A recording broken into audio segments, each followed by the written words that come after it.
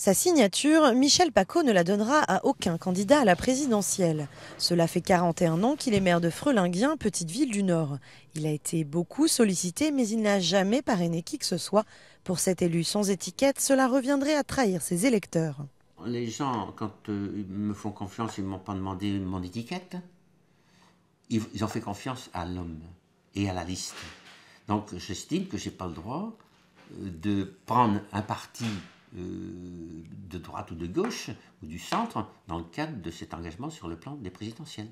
À quelques kilomètres de là, à Péranchy, Bernard Provost lui aussi refuse d'accorder son parrainage. La règle des 500 signatures censée faire barrage aux candidatures fantaisistes est pour lui inefficace. Il est vrai qu'en 2002, elle n'a pas empêché la présence record de 16 candidats au premier tour de la présidentielle. Alors, toutes les demandes qui arrivent par courrier à la mairie vont directement à la poubelle. J'estime qu'il y a un tas de petits candidats qui veulent faire passer leurs idées au cours d'une campagne électorale qui est quand même très importante. C'est pour diriger un pays quand même comme la France qui a plus de 65 millions d'habitants. Et j'estime quand même qu'il y a des petits candidats qui n'ont pas la capacité de le faire. Certains élus de petites communes estiment en revanche que le parrainage fait partie de leur devoir de maire.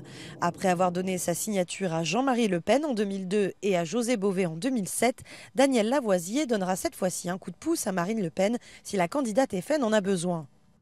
C'est une prise de position sans lendemain. Ça ne change pas mes intentions et on sait très bien où elles sont.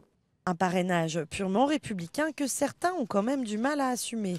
De nombreux élus reconnaissent ainsi bien volontiers qu'ils reverraient leur position si les parrainages étaient anonymes, comme le réclame le Front National.